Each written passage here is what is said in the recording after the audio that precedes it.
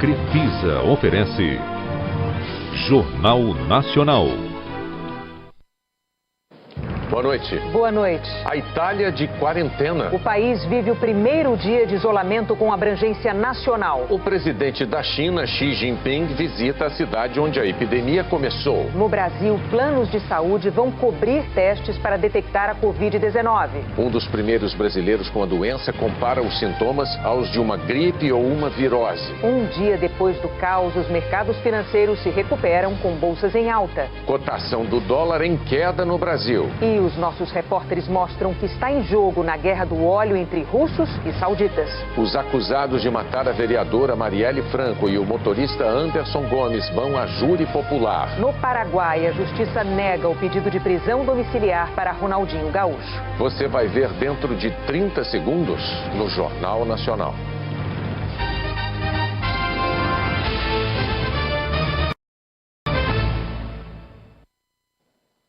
A Itália viveu nesta terça-feira o primeiro dia de um isolamento que tem abrangência nacional. Depois da China, é o país com maior número de mortos pela Covid-19.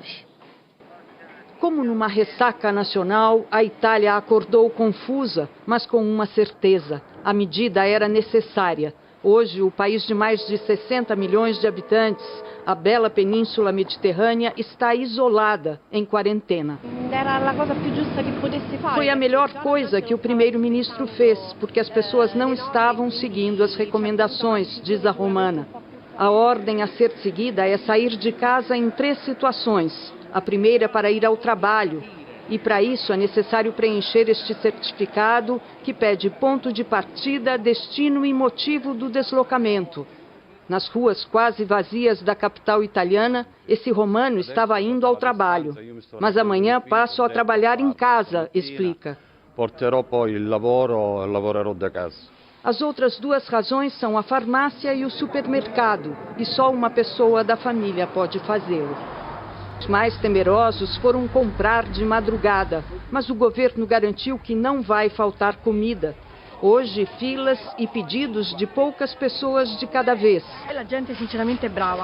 A feirante diz que está distribuindo luvas de plástico e que os clientes estão colaborando, mantendo a distância.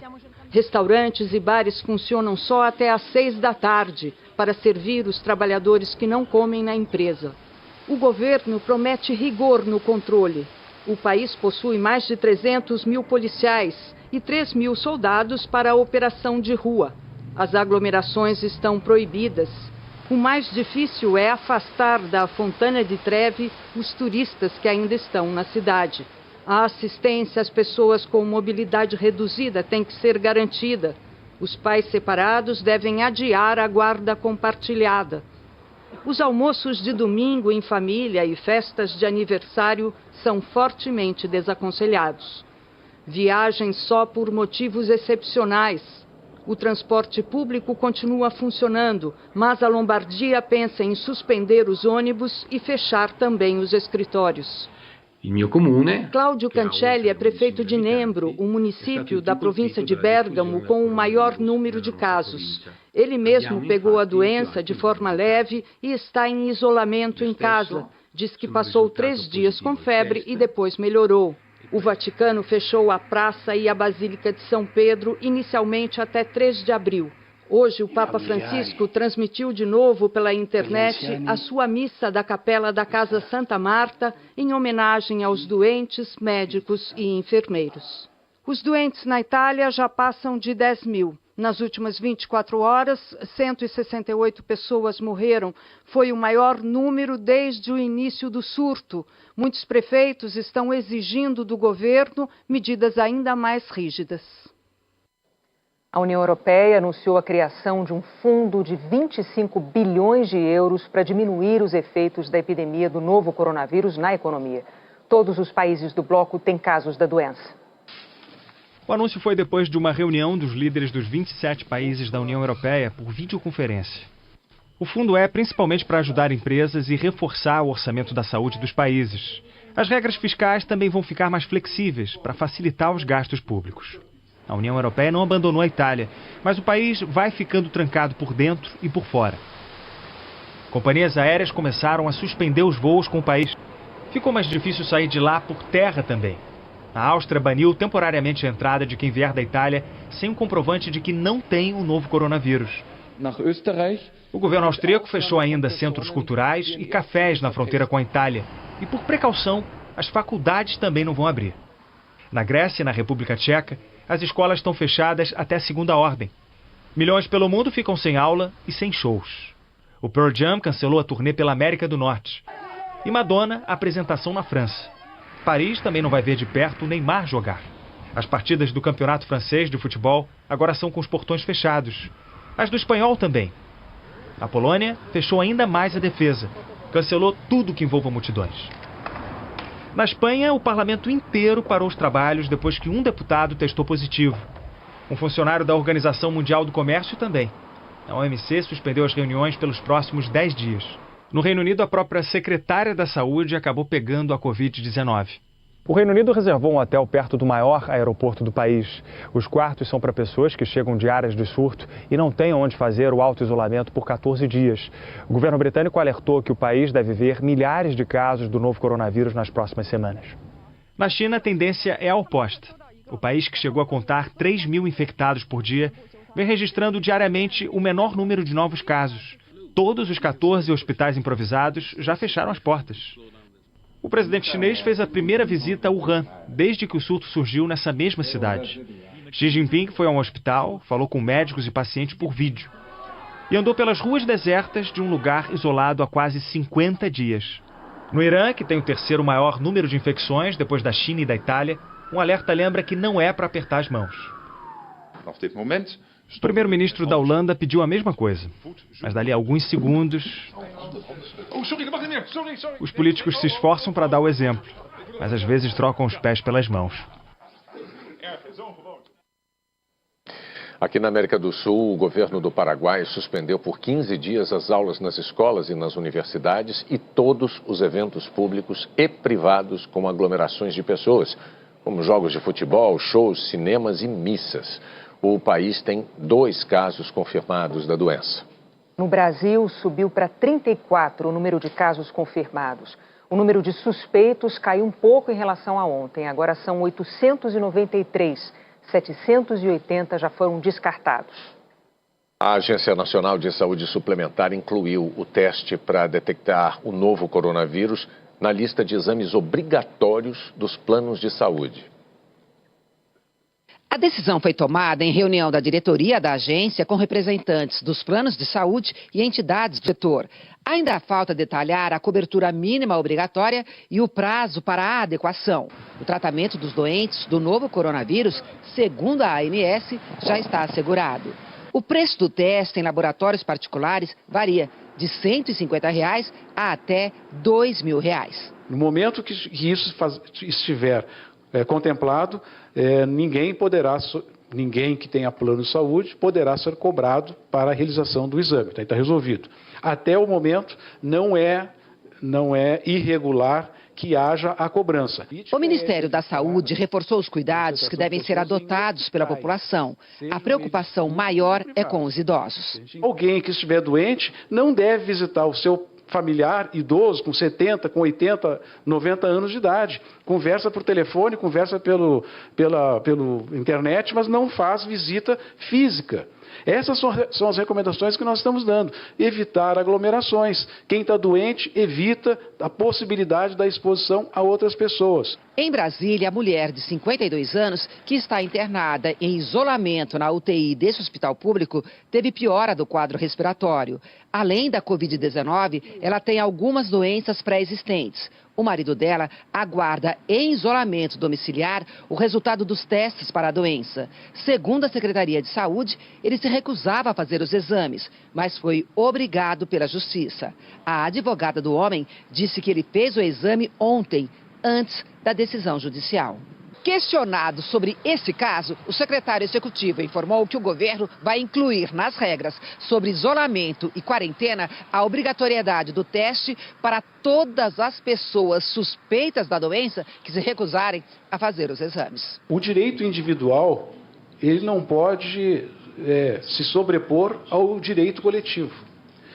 Nessa situação, o paciente que não quiser fazer o exame, ele até poderia ter individualmente, não tem interesse em saber se ele tem a doença ou não. O problema é que se ele tem a doença e ele pode contaminar outras pessoas, o sistema de saúde pública precisa saber que ele tem esse vírus e que ele é um transmissor. O Ministério da Educação também está orientando aos bolsistas que alterem ou evitem viagens internacionais para países com transmissão comunitária, quando não dá para saber de onde veio a contaminação. Um dos brasileiros contaminados pelo novo coronavírus conversou com a repórter Graziela Azevedo e contou como está a rotina de isolamento dentro de casa. O paciente esteve por 12 dias trabalhando entre Chicago, Boston e Nova York, nos Estados Unidos. Voltou para São Paulo no último dia 3 e na noite seguinte começou a ter sintomas da doença, como explicou por telefone. Dor no corpo, dor na cabeça, não tive febre, não tive vômito, não tive diarreia, nada disso. Disse que no hospital tudo foi muito rápido. Imediatamente já coloca máscara, me levaram para um quarto isolado. E aí colheram os exames e 24 horas eu recebi o resultado e estava positivo. Ele me contou também como está a vida no isolamento com a mulher e as 2 filhas pequenas que não têm sinais da Covid-19, mas também estão em quarentena. Tenho tido contato físico, com cuidados e com limitações, e o que eu tenho feito é sempre lavado mãos, braços, essas coisas, e feito a mesma coisa com elas. O que você transmitiria aí para a população, para quem está nos ouvindo nesse momento? Não é um negócio bicho de 7 cabeças. No meu caso, tem sido como um resfriado, uma virose, uns cuidados normais que a gente tem que ter quando está com uma dessas doenças. A recuperação dos primeiros pacientes brasileiros e o fato de termos casos importados e não a chamada transmissão comunitária dão ao Brasil uma vantagem que é o tempo. Tempo para organizar os serviços de saúde e para pesquisar esse novo inimigo. Um tempo que a China e a Itália não tiveram e por isso enfrentaram um crescimento rápido da doença que lotou e estressou os serviços de saúde. Para acelerar os estudos, que em geral demoram meses para serem aprovados, a Comissão Nacional de Ética em Pesquisa decidiu desburocratizar o processo para os pesquisadores que se dedicarem ao novo coronavírus. A pesquisa tem que ser prioridade de um país. Os nossos sistemas regulatórios começaram a se conversar muito mais rapidamente, isso é muito salutar. A gente pode ser original em formas de combater uma ameaça, quanto mais a gente souber sobre ela. É a torcida de todos para que a epidemia termine logo. O que eu quero, de verdade, é tirar a máscara e poder brincar com as crianças tranquilas. Os Estados Unidos registraram mais de 900 casos do novo coronavírus, com 29 mortes. E o governo de Nova York anunciou medidas para frear a transmissão da doença. Nova Rochelle é uma cidade em alerta. É onde está a maioria dos 173 casos do novo coronavírus confirmados no estado de Nova York. As ruas estão praticamente vazias. Este aposentado diz que está preocupado, porque a mortalidade é alta na faixa etária dele. Hoje, o governador Andrew Cuomo anunciou a criação do que chamou de área de contenção. Ela abrange um raio de pouco mais de 1,5 km a partir da sinagoga, que detectou o primeiro caso da Covid-19 em Nova Rochelle. Lugares que costumam ter aglomerações, como igrejas e centros comunitários, não vão poder funcionar por 2 semanas a partir de quinta-feira. A Guarda Nacional está a caminho para desinfetar escolas e distribuir comida para os moradores em quarentena. Nova Rochelle tem cerca de 80 mil habitantes e muitos deles estudam ou trabalham aqui na cidade de Nova York, que fica ao lado. Essas pessoas não estão impedidas de circular, mas a orientação geral para quem tiver sintomas de gripe ou contato com o novo coronavírus é não sair de casa. A sede das Nações Unidas vai fechar para o público e funcionar com um número limitado de funcionários a partir de hoje à noite. Só o mercado é que deixou a cautela de lado. Os principais índices da Bolsa de Valores de Nova York fecharam com alta de quase 5% depois que o presidente Donald Trump prometeu anunciar medidas econômicas para conter os prejuízos causados pelo novo coronavírus. A monotonia tem passado longe do mercado financeiro. Ontem, momentos de pânico. Hoje, alívio. No Brasil, os investidores decidiram ir às compras. Mal o pregão abriu, o principal índice da Bolsa de Valores de São Paulo disparou. Ao longo do dia, os ganhos oscilaram e no fim dos negócios o Ibovespa fechou com alta de mais de 7%, recuperando parte das perdas de ontem. O dólar deu uma trégua e terminou o dia em queda. As ações da Petrobras estiveram entre as mais negociadas do dia e depois do tombo de ontem fecharam com alta de quase 10%, acompanhando a melhora no preço do petróleo no mercado mundial. O que ficou claro é que não dá para ser uma queda sem parar, que os preços já estão num nível de desastre ou quase nível de desastre. Então, no final, quando o mercado fala, opa, tem resposta, ele para de cair e tem essas altas. Quer dizer que ele vai continuar subindo? É difícil e é um pouco cedo para dizer. Agora, não parece que ele vai continuar em queda livre. Apesar do dia mais positivo, hoje o cenário ainda é de muita insegurança entre os investidores. Existem várias dúvidas em relação aos efeitos do novo coronavírus sobre a economia mundial e também em relação ao preço do petróleo. Um cenário difícil para calcular o risco de investir. Por isso, cada notícia nova deve continuar provocando oscilação no mercado. Tem muito si aí no meio. Quando você tem muito si, sugiro cautela, né? Ainda os problemas ainda estão na mesa. É uma questão séria do coronavírus, principalmente como os países estão enfrentando isso, né? E muita liquidez. Isso daí gera essa volatilidade que tem visto nos últimos pregões. Hoje em Miami, o presidente Jair Bolsonaro minimizou a gravidade da crise. Obviamente temos um momento, uma crise, uma pequena crise, né? No meu entender, é muito mais fantasia a questão do coronavírus, que não é isso tudo que a grande mídia propala ou propaga pelo mundo todo. A outra, alguns da imprensa conseguiram fazer de uma crise a queda do preço do petróleo. Entendo que daria muito mais, é melhor cair 30% do que subir 30% o preço do petróleo. Mas isso não é crise, obviamente, problemas na Bolsa. Isso acontece esporadicamente. Para o ex-diretor do Banco Central, a instabilidade ainda deve continuar ditando os negócios no mundo, que deve crescer menos este ano. A dúvida é a extensão da recessão, que nós vamos ter, não há dúvida. Pode ser por um trimestre, mais do que um trimestre. Então, se a resposta dos governos for muito leve, pode se estender mais. Se a resposta dos governos for mais para valer, pode ser menos, ou seja, eles podem minimizar muito mais o impacto. O mercado mundial de petróleo funciona como o de muitos outros produtos. Você já deve ter se acostumado a ouvir que o preço do tomate subiu por causa de uma produção menor no campo. Mas o petróleo não sofre com clima nem tem safra. As reservas estão lá. E para ter menos ou mais petróleo no mercado, os países produtores só precisam fechar ou abrir as torneiras. E é isso que eles fazem para controlar o preço. E o atual drama da instabilidade nos mercados acontece porque a dinâmica da indústria petrolífera mundial mudou e os donos das maiores torneiras do planeta não estão mais se entendendo. Para começar, quem são eles? A Arábia Saudita é o segundo maior produtor de petróleo do mundo. O país controla a OPEP, grupo que reúne 13 dos maiores produtores e que no passado já foi capaz de comandar sozinho os rumos do mercado. A Rússia é o terceiro maior produtor. Não faz parte da OPEP e já sofreu com a manipulação dos preços pelos sauditas. Nos anos 1980, os sauditas derrubaram os preços, causando danos severos à economia da extinta União Soviética e até contribuindo para a escassez de alimentos no país.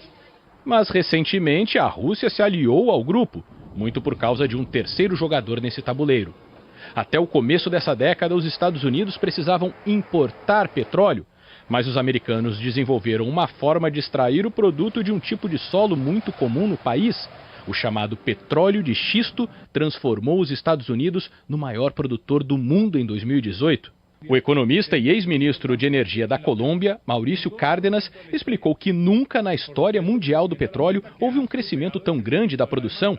A oferta superou a demanda com o petróleo americano de xisto. Na produção de petróleo dos Estados Unidos, a partir de los esquistos. Ainda em 2014, os sauditas tentaram frear esse crescimento. Eles guiaram a OPEP para uma nova derrubada nos preços para tornar inviável economicamente a exploração do xisto nos Estados Unidos, já que essa é uma operação bem mais cara. Mas os americanos resistiram e quem perdeu dinheiro com o barril mais barato foi a OPEP.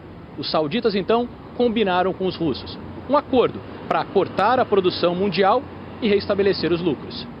O casamento ia bem até a demanda mundial despencar por causa do novo coronavírus. Os sauditas queriam cortar a produção novamente para evitar uma queda ainda maior no preço do petróleo, mas os russos não aceitaram.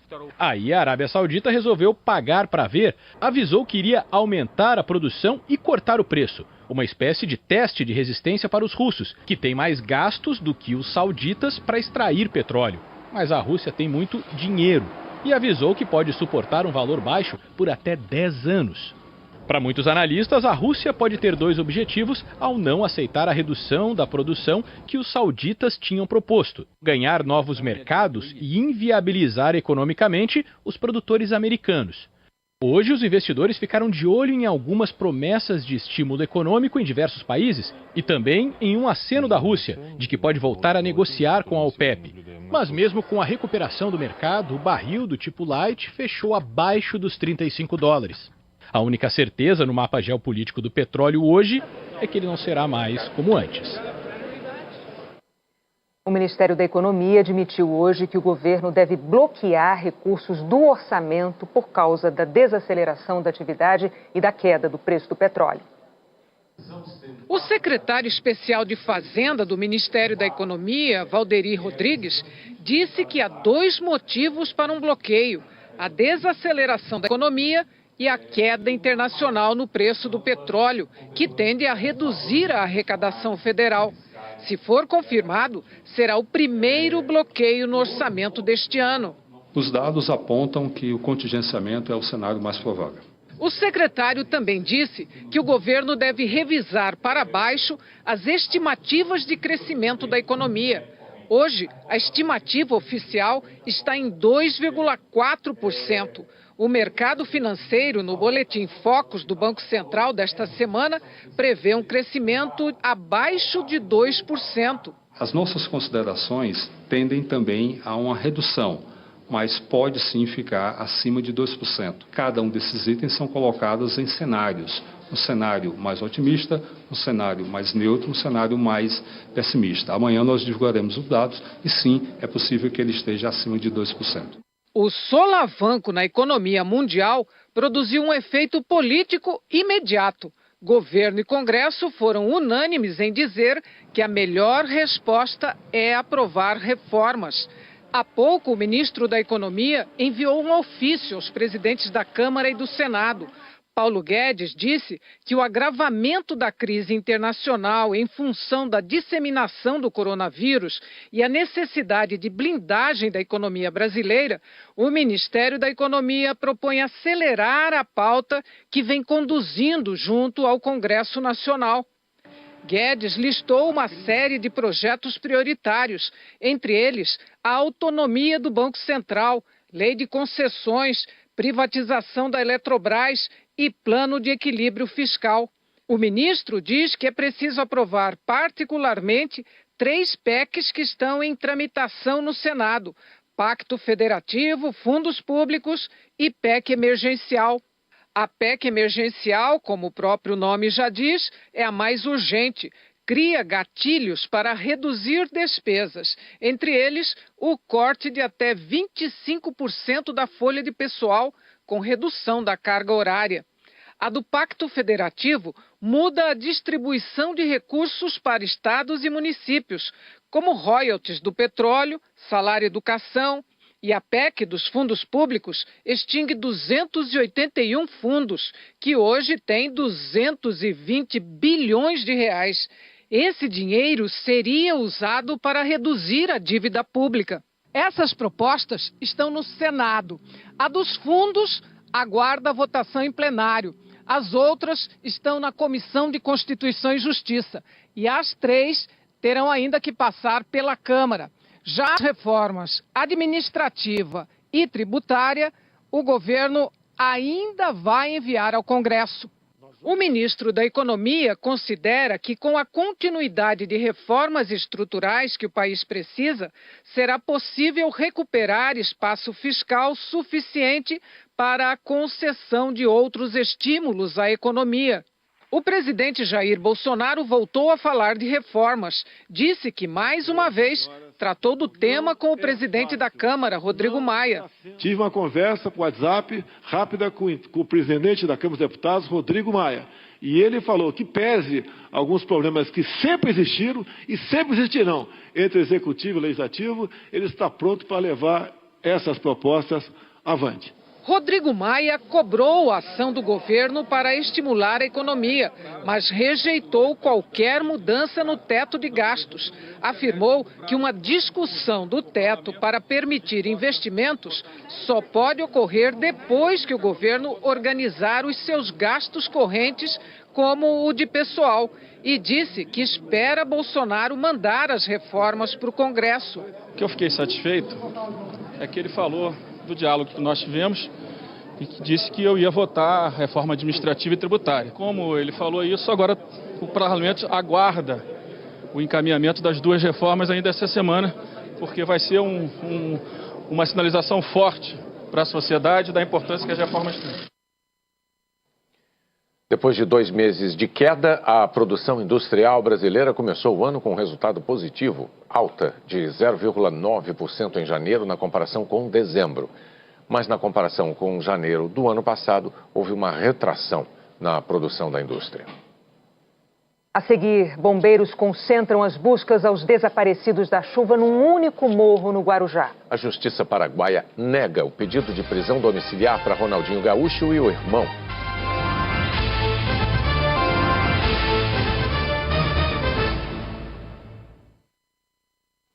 A Justiça do Paraguai negou o pedido de prisão domiciliar para Ronaldinho Gaúcho. A terceira audiência do caso durou pouco menos de 2 horas. A Justiça Paraguaia não aceitou nem o pedido de soltura e nem o de prisão domiciliar apresentados pela defesa de Ronaldinho. O juiz do caso, Gustavo Amarija, declarou que, além do risco de fuga, qualquer mudança poderia prejudicar as investigações do Ministério Público que começaram há menos de uma semana. Os promotores afirmam que Ronaldinho e Assis são peças-chave de um processo que investiga lavagem de dinheiro, sonegação de impostos e falsificação de documentos no Paraguai. A empresária Dália Lopes, que negociou a vinda de Ronaldinho para o Paraguai, está foragida desde sábado. O Jornal Nacional teve acesso com exclusividade aos depoimentos de Vilmondes Lira e da esposa dele, Paula Lira. Esses depoimentos foram usados pela promotoria no pedido de manutenção da prisão de Ronaldinho Gaúcho e Assis. Vilmondes está preso desde quinta-feira passada. Já a mulher dele fez um acordo com o Ministério Público paraguaio e voltou para o Brasil. Paula contou que em 2019 abriu uma empresa no Paraguai chamada Brasil Paraguai Inversiones. Ela viajou a Assunção e foi apresentada por Dália a uma pessoa de estatura baixa que não vestia uniforme. Esta pessoa foi responsável por agilizar a carteira de identidade paraguaia de Paula. No fim de 2019, Dália e o marido dela, Luiz, viajaram até a casa de Paula no Brasil e disseram que gostariam de convidar Ronaldinho para participar de projetos sociais no Paraguai. Paula falou com Vilmontes, que ligou para Roberto de Assis. O irmão de Ronaldinho se interessou pelos projetos. Um deles seria uma clínica móvel para atender crianças carentes. Ainda segundo Paula, Vilmontes perguntou a Dália se seria possível obter documentação paraguaia de forma legal para ele, Ronaldinho e Assis. Dália respondeu que sim e que se sentia honrada. Nessa conversa por aplicativo, em janeiro deste ano, Dália Lopes envia foto dos passaportes paraguaios de Ronaldinho, Roberto e Vilmontes. Paula Lira festeja, dá parabéns e diz: "Que bênção!" Paula disse que viajou até Assunção e recebeu os documentos das mãos de Dália Lopes. Na volta ao Brasil, Vilmontes entregou os documentos para Ronaldinho e Assis em um hotel no Rio de Janeiro. Em depoimento, Vilmontes disse que viajou para Assunção no dia 1º de março. O marido de Dália, Luiz, perguntou se houve algum problema na alfândega. Vilmontes respondeu que não e Luiz disse: "Viu como eu mando neste aeroporto?" No dia 4 de março, quarta-feira passada, Ronaldinho e Assis entraram no Paraguai usando os documentos adulterados e 2 dias depois foram presos. Os procuradores querem entender agora qual seria a utilização desses passaportes. Uma perícia vai analisar os celulares de Ronaldinho e Assis em busca de provas que ajudem a entender se eles foram enganados ou se têm envolvimento com os casos de corrupção investigados. Os advogados de Ronaldinho e Assis afirmaram que a prisão dos dois é abusiva e vão recorrer a cortes superiores. A busca de 34 desaparecidos no temporal na Baixada Santista está concentrada num único morro de Guarujá. O número de mortos subiu para 44. O corpo do cabo Marcial de Souza Batalha foi encontrado ontem à noite e os bombeiros encerraram as buscas no Morro do Macaco Molhado. Pela manhã, um cortejo cruzou as principais ruas de Guarujá. Na despedida, muitas homenagens. Amava a profissão dele, ele adorava a profissão dele. Salvar a vida é um ato de amor, com o ser humano. Deixou um legado muito grande, amor ao próximo, é isso que ele deixa. Era uma área de absoluto risco e ele não se limitou simplesmente à tecnicidade do Corpo de Bombeiros, ele foi além. O cabo Batalha estava na corporação há mais de 20 anos, deixa a mulher e uma filha. Na noite do temporal, ele e o cabo Moraes resgataram dezenas de moradores. Lucas viu o momento em que a avalanche de terra atingiu os bombeiros. O cabo Batalha olhou pra mim e falou, desce lá. Aí eu, não, tô contigo, moleque, eu não vou descer lá não, mas tô contigo. Aí eu dei a garrafinha d'água na mão dele, olhei pro lado, olhei pro outro e foi quando o barro desabou. Nem todos os bombeiros puderam se despedir do colega. As buscas não param. Ainda tem mais de 30 desaparecidos, todos aqui da barreira do João Guarda. Para facilitar as buscas e abrir passagem para máquinas maiores, algumas casas já condenadas foram demolidas.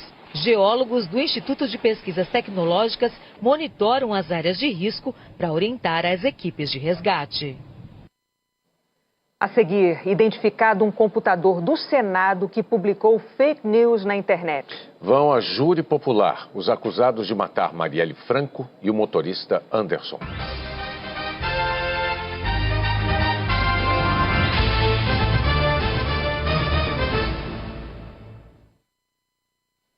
A Comissão Mista do Orçamento começou a votar os projetos do governo que tratam do orçamento impositivo.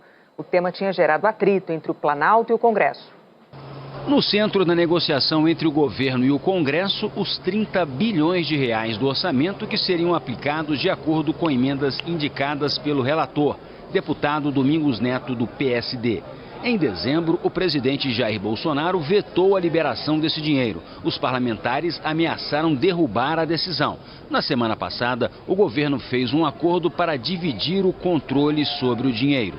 O Congresso cumpriu a primeira parte do acordo, deixou o orçamento como foi sancionado pelo presidente Bolsonaro. O governo fez a parte dele, enviou 3 projetos com mudanças no orçamento, negociadas com os presidentes do Senado, Davi Alcolumbre, e da Câmara, Rodrigo Maia. Um desses projetos foi aprovado hoje na Comissão de Orçamento.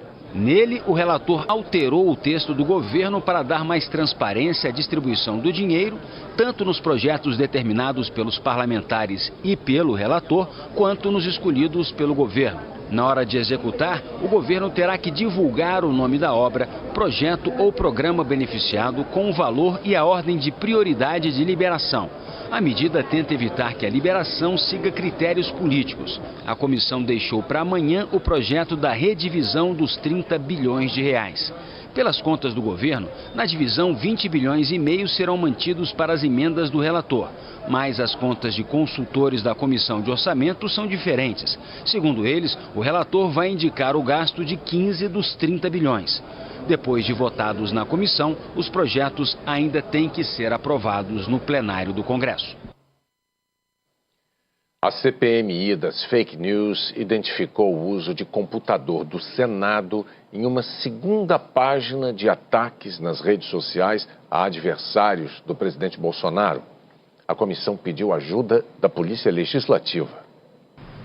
Senadores e deputados receberam informações do Facebook sobre o perfil Snapnaro no Instagram, criado em 2017. Em depoimento à comissão, em dezembro, A líder do PSL na Câmara, deputada Joyce Hasselmann, disse que a página era usada para disseminar fake news e difamar adversários da família Bolsonaro. De acordo com o Facebook, o perfil foi desativado horas depois do depoimento dela.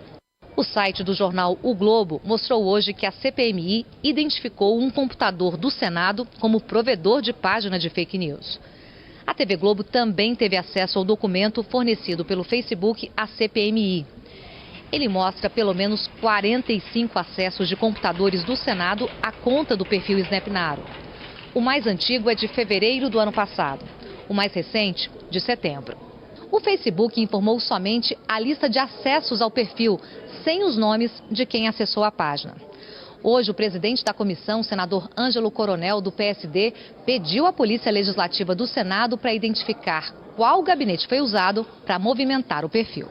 Não podemos mais aceitar que as pessoas utilizem criminosamente as repartições públicas em benefício próprio. Espero que a Polícia Legislativa nos forneça já essas solicitações essa semana e, a partir daí, nós vamos nos reunir para ver se a gente encaminha para o Ministério Público Federal ou, se for ligado a algum parlamentar, para o Conselho de Ética de uma das casas, caso haja uma quebra de decoro, para que se tome as medidas necessárias. Na semana passada, a CPI quebrou o sigilo de outro perfil, o Bolsofeios, e descobriu que ele tinha sido criado em um computador do gabinete do deputado Eduardo Bolsonaro. A página foi usada para ataques virtuais a adversários políticos. Os dois acusados de assassinar a vereadora Marielle Franco e o motorista Anderson Gomes vão a júri popular. O crime completa 2 anos no próximo sábado. A Justiça do Rio aceitou o pedido do Ministério Público Estadual para que os réus fossem levados à júri popular. O policial reformado Rony Lessa e o ex-policial militar Elcio de Queiroz são acusados de duplo homicídio triplamente qualificado por motivo torpe, emboscada, sem dar chance de defesa às vítimas. De acordo com a Constituição, crimes dolosos contra a vida devem ser julgados pelo Tribunal do Júri. Na decisão, o juiz Gustavo Calil, da 4ª Vara Criminal, afirmou que há provas de materialidade dos 2 crimes de homicídio e que a competência dos jurados é absoluta por ser constitucional. Por isso, segundo o juiz, o embate entre acusação e defesa deve ser decidido pelo Tribunal Popular. Rony Lessa é acusado de ter feito os disparos que mataram a vereadora Marielle Franco e o motorista Anderson Gomes. E Elcio de Queiroz de ter dirigido o carro usado no crime na noite de 14 de março de 2018 na região central do Rio. Os 2 foram presos 1 ano depois da execução. A Justiça ainda não definiu a data do júri popular. 7 jurados vão decidir o destino dos réus. Elcio de Queiroz e Rony Lessa ficam pelo menos até o julgamento no Presídio Federal de Segurança Máxima de Porto Velho, em Rondônia. No próximo sábado, faz 2 anos que a vereadora Marielle Franco e o motorista Anderson Gomes foram assassinados. E durante todo esse tempo, 2 perguntas continuam sem respostas. Quem mandou matar Marielle e por quê? As defesas de Rony Lessa e Elcio de Queiroz afirmaram que vão recorrer. A seguir, o empate de Brasil e Canadá no futebol feminino. 6 estados americanos escolhem o adversário do presidente Donald Trump na eleição de novembro.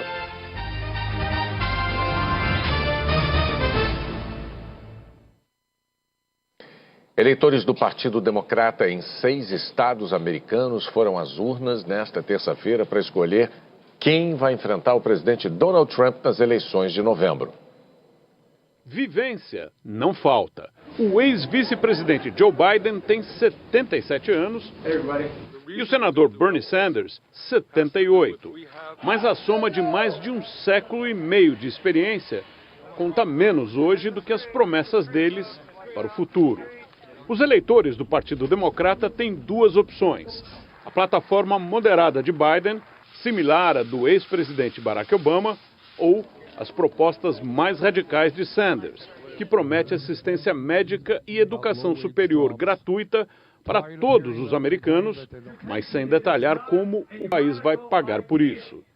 6 estados têm prévias hoje e vão distribuir 352 delegados para a escolha do candidato que enfrentará o presidente Trump em novembro.